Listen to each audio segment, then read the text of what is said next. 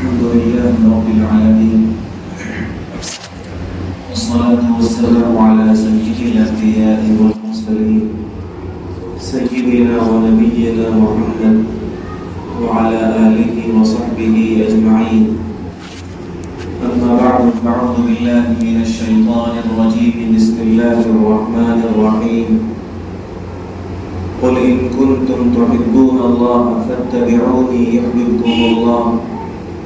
ويغفر لكم ذنوبكم والله غفور رحيم.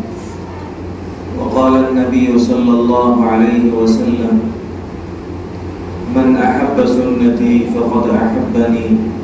ومن أحبني كان معي في الجنة، أو كما قال صلى الله عليه وسلم. اللہ رب العزت کا بے انتہا شکر ہے،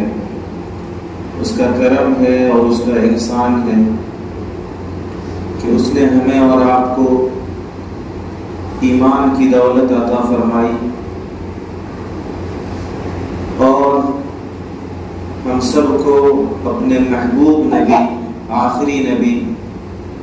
جناب محمد رسول اللہ صلی اللہ علیہ وسلم کا امتی بنایا، جس نبی کے فیض کے کرنوں نے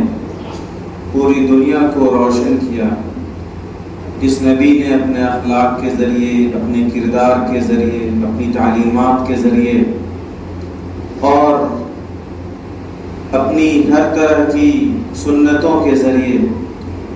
پوری انسانیت کو اور قیامت تک آنے والے تمام تر انسانوں کو زندگی گزارنے کا خوبصورت طریقہ اور سلیقہ سکھلایا ہے، جس نبی کی عظمت کو، جس نبی کی رفعت کو، جس نبی کی بلندی کو خود اللہ رب العزت نے بیان کیا، اور جس نبی کی عظمت کو آپ کے چاہنے والوں نے، حضرات صحابہ کرام نے بیان کیا۔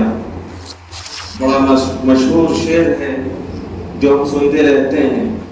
شاعر رسول حضرت حسان بن ثابت رضی اللہ تعالی عنہ کا: وَأَحْسَنُ مِنْكَ لَمْ تَرَ قَطُّ عَيْنِي وَأَجْمَلُ مِنْكَ لَمْ تَلِدِ النِّسَاءُ خُلِقْتَ مُبَرَّأً مِنْ كُلِّ عَيْبٍ كَأَنَّكَ قَدْ خُلِقْتَ كَمَا تَشَاءُ۔ کہ آپ سے زیادہ حسین و جمیل کسی ماں نے کوئی بچہ نہیں جنا، آپ سے زیادہ خوبصورت میری آنکھوں نے کسی کو نہیں دیکھا، اور آپ تمام کمیوں سے پاک پیدا ہوئے، گویا کہ آپ نے جیسا چاہا ویسے آپ پیدا ہوئے۔ تمام تر کمیوں سے، نقص سے اللہ تبارک و تعالی نے اپنے آخری حبیب کو پاک بنایا۔ اس عظمت کا اور اس عقیدت کا اظہار ایک سچے عاشق ہی نے نہیں کیا، بلکہ اس وقت بھی جو آپ کے منکرین تھے، آپ کے نہ ماننے والے لوگ تھے، انہوں نے بھی پیارے آقا صلی اللہ علیہ وسلم کے کمالات کو، آپ کی صداقت کو، آپ کی سچائی کو، آپ کی امانت داری کو، دیانت داری کو مانا اور اس کو لوگوں میں بیان کیا، یہاں تک کہ نبی علیہ السلام کا لقب ہی ہو گیا صادق اور امین، کہ یہ سچے ہیں اور امانت دار ہیں۔ اور بعد کے زمانے میں بھی مسلمانوں نے پیارے آقا علیہ السلام کی اس عظمت کو اور آپ کے اخلاق کی ان بلندیوں کو، آپ کے کمالات کو بیان کیا، یہاں تک کہ بعد کے زمانے کے وہ لوگ جو آقا علیہ السلام پر ایمان نہیں رکھتے، وہ منکر ہیں، وہ کافر ہیں، وہ مشرک ہیں، لیکن جب انہوں نے نبی پاک علیہ السلام کو اور آپ علیہ السلام کی زندگی کو انصاف کی نگاہ سے پڑھا، تو انہوں نے بھی اس حقیقت کا اور اس سچائی کا اقرار کیا کہ اس کائنات میں انسانوں کے اندر جو سب سے عظیم شخصیت آئی ہے وہ حضرت محمد صلی اللہ علیہ وسلم کی ذات گرامی ہے۔ چنانچہ ایک نہیں بلکہ کئی ایک غیر مسلموں کے، نن مسلم تھنکروں کے اور غیر مسلم مفکرین کے وہ اقوال اور ان کی وہ باتیں آپ کو ان کی کتابوں میں مل جائیں گی، جن سے ہم سب اپنے نبی پاک علیہ السلام سے عشق و محبت میں اضافہ کر سکتے ہیں۔ بڑا مشہور امریکہ کا ایک ماہر فلکیات گزرا ہے جس کا نام تھا نپولین، جس کا نام تھا، وہ پیشے کے اعتبار سے ماہر فلکیات تھا، اور اس نے ایک کتاب لکھی جس کتاب میں اس نے انسانی تاریخ کے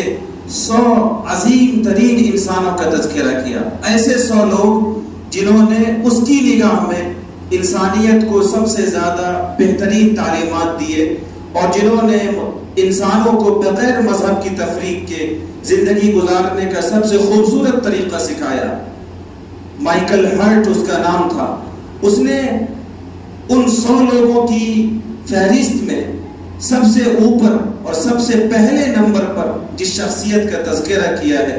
وہ ہمارے اور آپ کے آقا سرکار دو عالم جناب محمد رسول اللہ صلی اللہ علیہ وسلم کی ذات گرامی. اور اس شخص نے جو مسلمان نہیں ہے، جو مذہبی اعتبار سے عیسائی ہے، جو پیشے کے اعتبار سے ماہر فلکیات ہے، یہ بات لکھی ہے کہ he was the only man who was supremely successful on both the secular and religious level. کہ میری نگاہ میں پوری انسانیت کی تاریخ میں مذہبی اعتبار سے اور دنیاوی اعتبار سے سب سے عظیم انسان جو آیا ہے وہ حضرت محمد صلی اللہ علیہ وسلم کی ذات گرامی. اس طرح غیروں نے آقا علیہ السلام کے کمالات اور آپ کی زندگی کو پڑھ کر سچائی کا اقرار کیا. یہاں تک کہ ہمارے ہندوستان کے فلسفی کے ایک بہت بڑے پروفیسر گزرے ہیں جو غیر مسلم تھے، ہندو تھے، پروفیسر راما کرشنا راؤ. انہوں نے بھی ایک کتاب لکھی اور اس کتاب کے اندر انہوں نے آقا علیہ السلام کے شان کو، آپ کے اخلاق کو، آپ کے مناقب کو بیان کیا.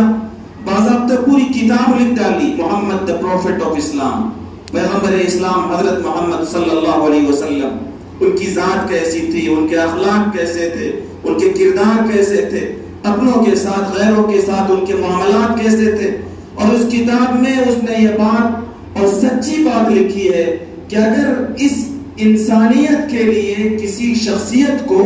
ایک کامل نمونہ قرار دیا جا سکتا ہے تو وہ صرف اور صرف پیغمبر اسلام جناب محمد رسول اللہ صلی اللہ علیہ وسلم کی ذات گرامی، perfect model for human life. اس کا جملہ ہے کہ پوری انسانیت کے لیے، چاہے وہ مسلمان ہو، چاہے اس کا تعلق کسی دوسرے دین و دھرم سے ہو، چاہے وہ شہری ہو، چاہے وہ دیہاتی ہو، پڑھا لکھا ہو، جاہل ہو، کوئی بھی ہو، اگر وہ انسان ہے تو اس انسان کے لیے اگر کسی کی ذات پرفیکٹ ماڈل ہو سکتی ہے جس کے نمونے میں انسان اپنے آپ کو ڈال سکے اور جس کے کردار میں انسان اپنے آپ کو پرو سکے،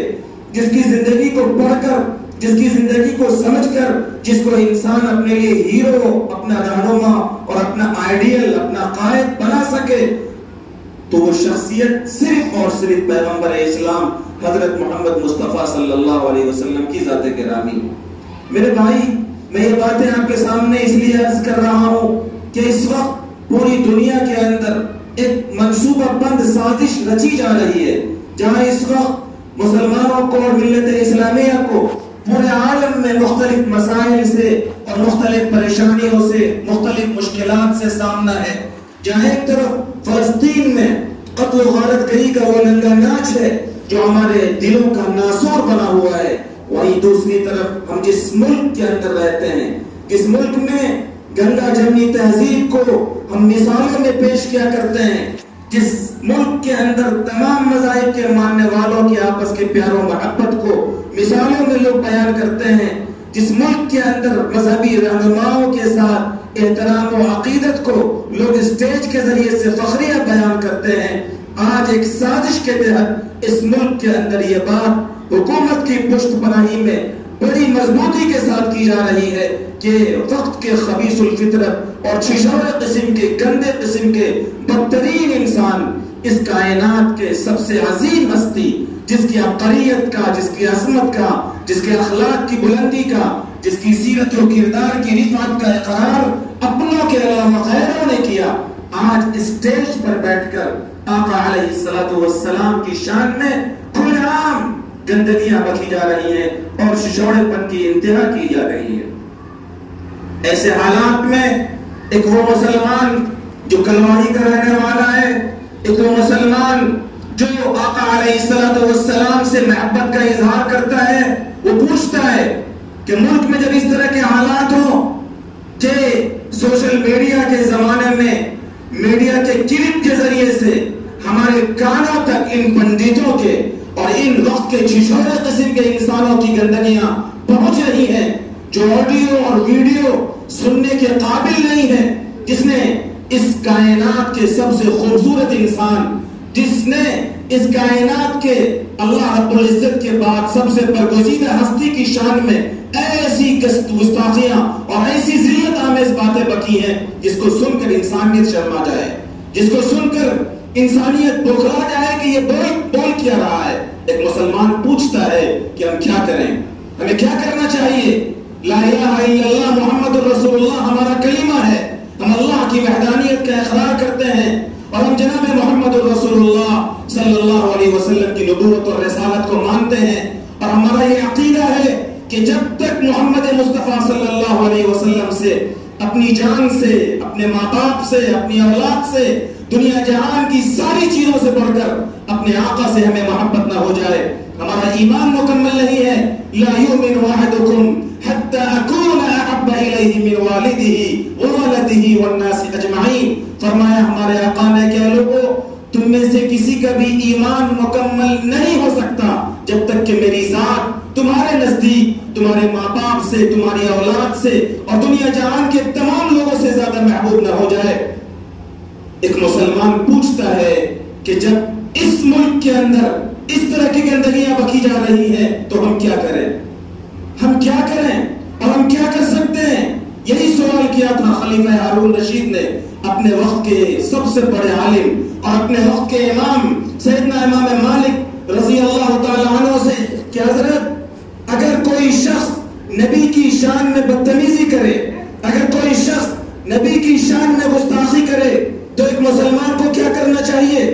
مسلمانوں کی کیا ذمہ داری بنتی ہے؟ تو حضرت امام مالک رحمہ اللہ نے فرمایا تھا من سب النبی صلی اللہ علیہ وسلم قتل، کہ جو جناب محمد مصطفیٰ صلی اللہ علیہ وسلم کی شان میں گستاخی کرے وہ ملعون اس قابل ہے کہ اسے قتل کر دیا جائے۔ ومن سب اصحاب النبی صلی اللہ علیہ وسلم جلد، اور جو اس کائنات میں انسانوں کے معاشرے میں سب سے برگزیدہ جماعت حضرت صحابہ کرام کی شان میں گستاخی کرے، حضرت صحابہ کو برا بھلا کہے، حضرت صحابہ کے مقام کو گھٹائے، جلدہ، اسے سنگسار کر دو، اسے پتھر مارو، اسے چمڑے کے کوڑے سے مارا جائے۔ حضرت امام مالک رحمہ اللہ نے یہ فتویٰ تو دے دیا۔ خلیفہ ہارون رشید نے اس کے بعد پوچھا کہ حضرت، اگر نبی کی شان میں گستاخی ہو اور ہم گستاخ رسول کو، ہم رسول پاک علیہ السلام کی شان میں گستاخی اور بدتمیزی کرنے والے کو یہ قرار واقعی سزا نہ دے سکیں تو کیا حکم ہے؟ تو امام مالک رحمہ اللہ نے فرمایا تھا کہ جب نبی علیہ السلام کی شان میں گستاخی ہو اور امت خاموش رہے تو اس امت کو ڈوب مر جانا چاہیے۔ یہ عشق رسول ہے، یہ آقا علیہ السلام سے محبت کا تقاضا ہے۔ امام مالک رحمہ اللہ نے فرمایا تھا کہ نبی کی شان میں گستاخی اور امت زندہ ہو، اس امت کی کوئی ضرورت نہیں ہے، اس امت کو شرم سے ڈوب مر جانا چاہیے۔ میرے بھائی اور میرے بزرگوں، ایک وہ زمانہ تھا جب حضرات صحابہ نے نبی پاک علیہ السلام کی ذات سے، آپ کی سیرت سے، آپ کے کردار و گفتار، آپ کے اخلاق اور آپ کی پاکیزہ زندگی سے محبت کا سبق ہمیں سمجھایا کہ جب پتہ چلا چھوٹے چھوٹے معصوموں کو کہ ابو جہل نبی کی شان میں گستاخی کرتا ہے اور میدان جنگ سجا ہوا ہے اور لوگ ایک دوسرے سے مٹبھیڑ کے لیے تیار ہیں، تو چھوٹے بچے پوچھتے ہیں کہ وہ شخص اور وہ ملعون کہاں ہے جو ہمارے محبوب کی شان میں گستاخی کرتا ہے، جو میرے آقا کے شان میں کمی بیان کرتا ہے، جو میرے آقا کی توہین کرتا ہے۔ بتایا گیا کہ دیکھو وہ سامنے جو شخص کھڑا ہے مضبوط سپاہیوں کے بیچ میں، وہی ملعون ابو جہل ہے جو تمہارے محبوب کی شان میں گستاخیاں کرتا ہے۔ یہ دو چھوٹے معصوم وہ دوڑ گئے اور جب تک ان دونوں نے اپنے اس ملعون کا اور اللہ کے نبی کے اس مبعوث کا سر تن سے جدا نہیں کر دیا، انہوں نے چین اور سکون کی سانسیں نہیں لی۔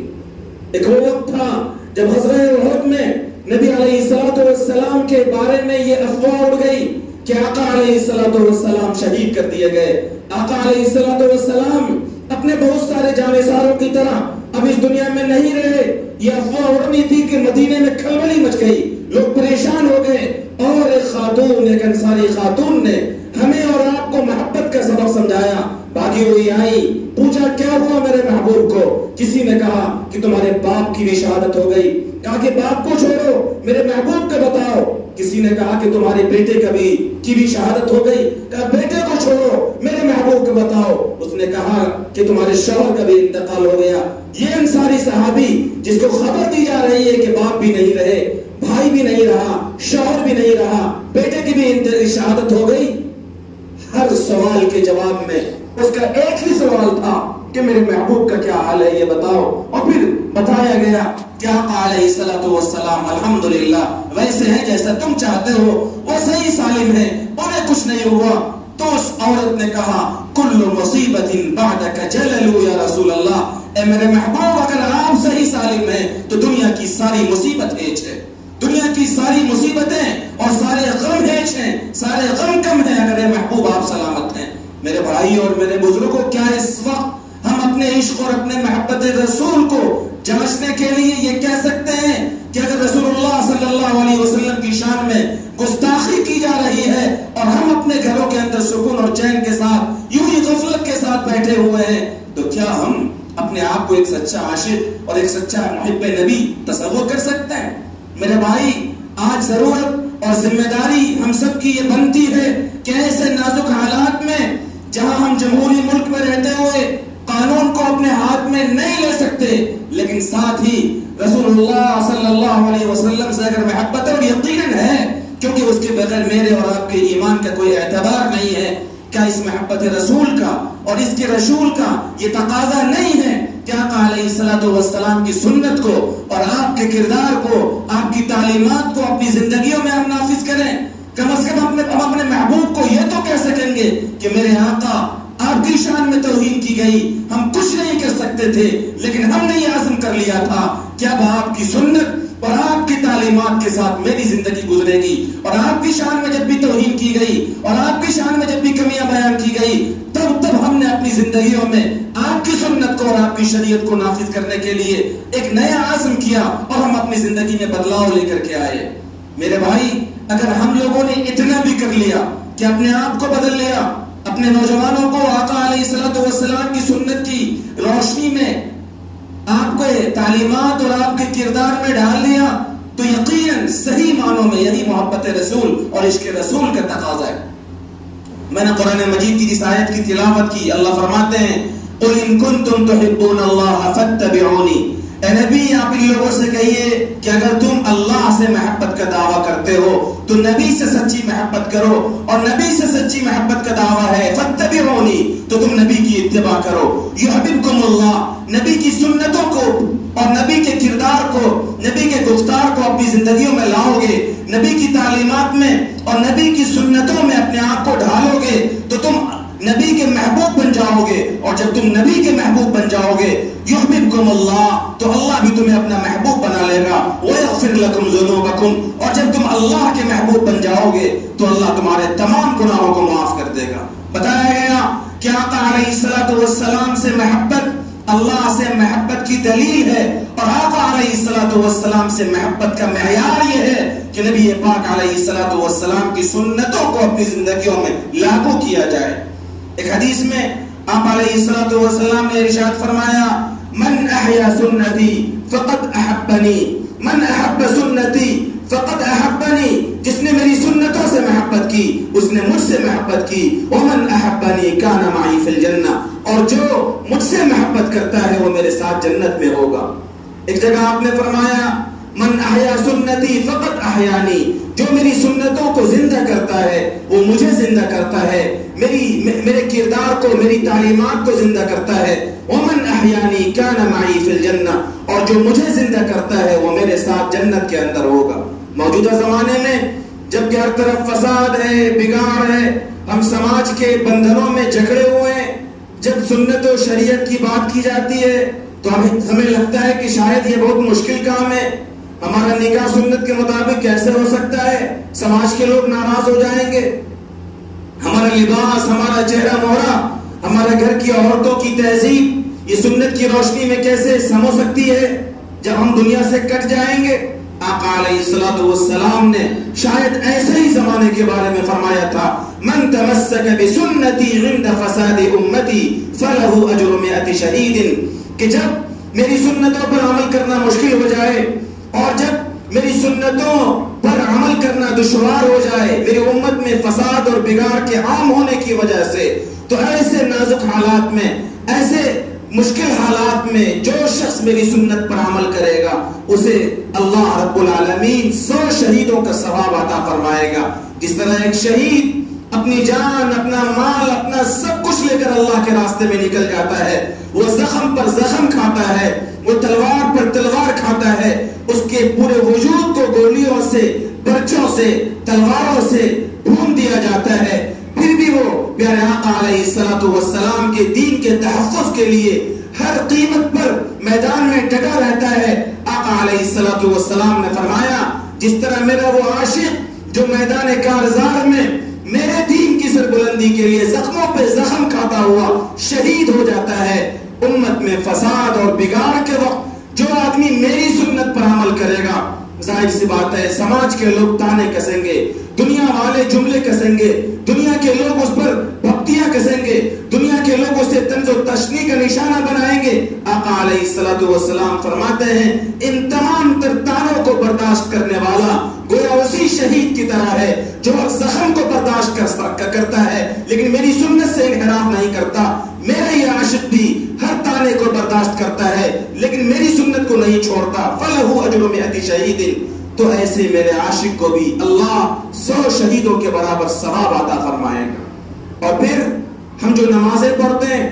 ہم جو روزہ رکھتے ہیں، ہم میں سے جو لوگ صاحب حیثیت ہیں، حج کرتے ہیں، زکوٰۃ دیتے ہیں، ہم لوگوں کی خدمت کرتے ہیں، سوشل ورک کرتے ہیں، خدمت خلق کے کام کرتے ہیں، یاد رکھیے گا ہمارے اور آپ کی زندگی میں کیا جانے والا کوئی بھی نیک عمل اللہ کے یہاں قابل قبول نہیں ہوگا، بلکہ وہ رد کر دیا جائے گا، اسے ہمارے منہ پہ مار دیا جائے گا اگر وہ جناب محمد رسول اللہ صلی اللہ علیہ وسلم کی سنت اور آپ کی پاکیزہ شریعت کے معیار پر نہ اترتا ہو۔ قرآن مجید کی آیت کہتی ہے، وَمَنْ أَحْسَنُ دِينًا مِّمَّنْ أَسْلَمَ وَجْهَهُ لِلَّهِ وَهُوَ مُحْسِنٌ فَلَهُ أَجْرُهُ عِندَ رَبِّهِ، کہ لوگوں تمہارے عمل کا ثواب اللہ کے یہاں اس وقت ملتا ہے جب اس عمل میں دو باتیں ہوں، أَسْلَمَ وَجْهَهُ لِلَّهِ، پہلی شرط یہ ہے کہ اخلاص ہو، تمہارے ہر عمل میں اخلاص کی طاقت ہو، تمہاری نماز، تمہارا روزہ، تمہاری قربانی، تمہارا حج، تمہاری زکوٰۃ، تمہارا خدمت خلق کے تمام کام، ان تمام کاموں میں اگر اللہ کی خوشنودی مقصود ہے، لوگوں کو دکھلانا، ریا و نمود، شہرت یہ مقصود نہیں ہے، بلکہ تم صرف ایک اللہ کے لیے کرتے ہو۔ اور دوسری شرط فرمایا وَهُوَ مُحْسِنٌ، کہ تم محسن ہو۔ علامہ ابن کثیر نے محسن کی تفسیر میں لکھا ہے کہ تمہارا وہ عمل سنت کے مطابق ہو، فَلَهُ أَجْرُهُ عِندَ رَبِّهِ، تو اخلاص اور تمہارا ہر عمل کا سنت کے مطابق ہونا، یہ وہ دو شرطیں ہیں جس کے بعد اللہ کی طرف سے تمہارے اس عمل پر ثواب کا فیصلہ ہوگا۔ حضرت سفیان ثوری رحمۃ اللہ علیہ بہت بڑے بزرگ اور تابعی گزرے، وہ فرماتے ہیں کہ لا يستقيم قول وفعل ونية الا بموافقة النبي صلی اللہ علیہ وسلم، اے لوگوں تمہاری کوئی بات، تمہارا کوئی عمل، تمہاری کوئی نیت صحیح نہیں ہو سکتی جب تک تم اپنے حبیب، اپنے محبوب، اپنے نبی جناب محمد رسول اللہ صلی اللہ علیہ وسلم کی سنتوں کی پیروی نہ کر لو۔ پیران پیر شیخ عبد القادر جیلانی رحمۃ اللہ علیہ کا ایک ملفوظ لکھا ہے کتابوں میں، وہ فرماتے ہیں اساس الخیر متابعۃ النبی صلی اللہ علیہ وسلم فی قولہ وعملہ، کہ تمام خیر کی اور تمام بھلائی کی، تمام اچھائیوں کی بنیاد یہ ہے اور تمہارے تمام اچھے اعمال کی قبولیت کی شرط یہ ہے کہ تم اپنے قول میں بھی اور اپنے فعل میں بھی اپنے نبی جناب محمد رسول اللہ صلی اللہ علیہ وسلم کی سنتوں کی پیروی کرو۔ یہ ہے اصل کام جو اس وقت مجھے بھی، آپ کو بھی اور ملت کے ایک ایک فرد کو کرنا چاہیے، وہ اپنے عزیز میں، جبکہ اس وقت ہماری ملت مختلف مسائل سے دوچار کی جا رہی ہے، چاہے وہ UCC کا مسئلہ ہو، چاہے وہ وقف بل کا مسئلہ ہو، چاہے وہ قبرستانوں، مدرسوں، مسجدوں، خانقاہوں کی حفاظت کا مسئلہ ہو، یا ملت پر آنے والا کوئی بھی خطرناک مسئلہ مسئلہ ہو. میرے بھائیوں، میں بہت ذمہ داری کے ساتھ یہ بات آپ کے سامنے عرض کر رہا ہوں. خدا کی قسم یہ سارے مسئلے حل ہو جائیں گے اگر ہم یہ تہیہ کر لیں، اگر ہم یہ عزم کر لیں کہ آج سے جہاں تک ہو سکے گا ہم پیارے آقا سرکار دو عالم جناب محمد رسول اللہ صلی اللہ علیہ وسلم کی سنتوں کی پیروی کریں گے انشاءاللہ. آپ کو معلوم ہے سیرت کی کتابوں میں ایک واقعہ لکھا ہے حضرت عمرو بن عاص رضی اللہ تعالی عنہ کا. سیدنا حضرت عمر بن خطاب رضی اللہ تعالی عنہ کی خلافت کا زمانہ ہے. ایک بڑا لشکر صحابہ کرام کا 8000 کا لشکر اور لشکر جرار بہت سارے علاقوں کو فتح کرتا ہوا ایک ایسے قلعے پر پہنچا ہے جہاں صحابہ کرام کا 8000 کا لشکر اس قلعے کو گھیرے ہوا ہے اور فتح نہیں ہو رہی ہے. وہ لشکر جس نے بڑی بڑی آبادیوں کو، بڑے بڑے علاقوں کو فتح کیا، اب اس لشکر سے ایک قلعہ فتح نہیں ہو رہا ہے. سارے صحابہ پریشان ہیں اور اس لشکر کے جو میر کارواں ہیں سیدنا حضرت عمرو بن عاص رضی اللہ تعالیٰ عنہ وہ بھی پریشان ہیں کہ آخر بڑے بڑے علاقوں کو اس لشکر نے فتح کیا، یہ معمولی قلعہ کیوں نہیں فتح ہو رہا. انہوں نے خط لکھا امیر المؤمنین سیدنا حضرت عمر بن خطاب رضی اللہ تعالیٰ عنہ کو کہ حضرت بڑی آبادیوں کو، بہت سارے علاقوں کو اللہ نے فتح عطا فرمائی لیکن ایک قلعہ جو فتح نہیں ہو رہا ہے، اس کی کیا وجہ ہو سکتی ہے. تو حضرت عمر بن خطاب رضی اللہ تعالیٰ عنہ نے 4 صحابہ کے لشکر پر مشتمل ایک تعاونی ٹیم بھیجی اور ساتھ میں جواب لکھا کہ تمہارے اس قلعہ کو فتح نہ کرنے کی کوئی وجہ سمجھ میں نہیں آ رہی ہے. ہاں تم ذرا تجزیہ کرو لشکر میں اور اپنے لوگوں میں کہ کہیں ایسا تو نہیں ہے کہ پیارے آقا سرکار دو عالم صلی اللہ علیہ وسلم کی کوئی سنت چھوٹ رہی ہے. ذرا غور کرو دیکھو. حضرت عمر کا یہ خط پہنچتا ہے سیدنا حضرت عمرو بن عاص رضی اللہ تعالیٰ عنہ اس خط کو پڑھتے ہیں اور انہیں بھی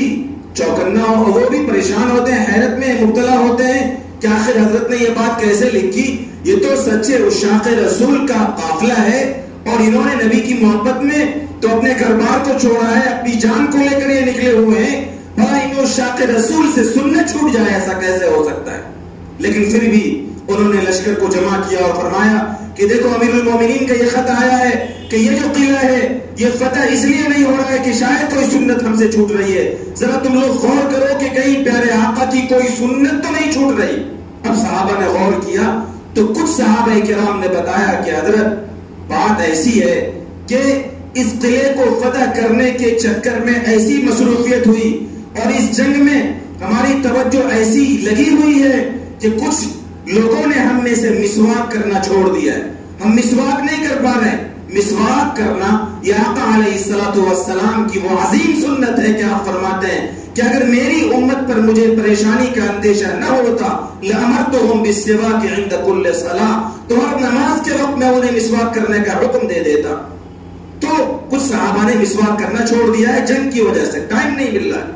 حضرت عمرو بن عاص نے فرمایا کہ یہی وجہ ہے، ایسا کرو کہ سب لوگ دریا کنارے جاؤ اور مسواک کرنا شروع کرو. اب یہ 8000 کا لشکر دریا کنارے پہنچتا ہے، سارے لوگ ایک ساتھ مسواک کر رہے ہیں. قلعے کے اندر جو کفار تھے انہوں نے دیکھا کہ کل تک تو یہ تلوار سے ہمیں قتل کرنا چاہتے تھے، اب تو یہ ہمیں زندہ چبانے کا ارادہ رکھتے ہیں، اور پھر وہ قلعے سے باہر آ گئے اور یہ قلعہ فتح ہو گیا. یہ ایک واقعہ ہے اور درس عبرت اپنے اندر رکھتا ہے. کئی مورخین نے اس واقعے کو ذکر کیا ہے کہ اگر مسلمان اپنے آقا علیہ الصلوۃ والسلام کی سنتوں پر عمل کرنا شروع کر دے تو جہاں اللہ کی رحمتیں ہم پر اتریں گی وہیں اس ملت پر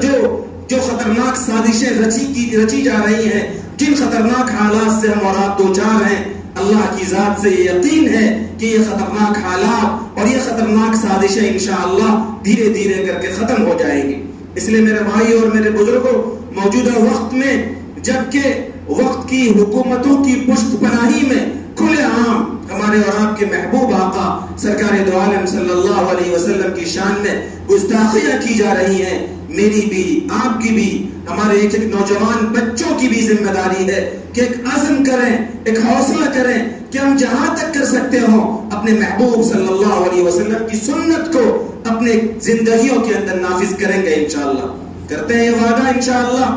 کم سے کم ہم اپنے محبوب کو میدان محشر میں یہ تو کہہ سکیں گے کہ میرے آقا ہم جہاں رہتے تھے ہم کمزور تھے، ہم آپ کی شان میں گستاخی کرنے والوں کے خلاف کچھ نہیں کر سکتے تھے، لیکن جب آپ کی شان میں کمینوں نے گستاخی کی ہم نے یہ عزم کیا کہ ہم آپ کی سنت و شریعت کو اپنی زندگیوں میں نافذ کریں گے، اور ہم نے آپ کی فلاں سنتوں پر عمل کرنا شروع کر دیا۔ میرے بھائی اور میرے بزرگوں، اگر اتنا بھی ہم نے کر لیا تو صحیح معنوں میں سمجھیے کہ محبت اور عشق کا کچھ بھی ادا ہو جائے گا۔ اللہ رب العالمین سے دعا ہے کہ اللہ تعالیٰ مجھے بھی اور آپ کو بھی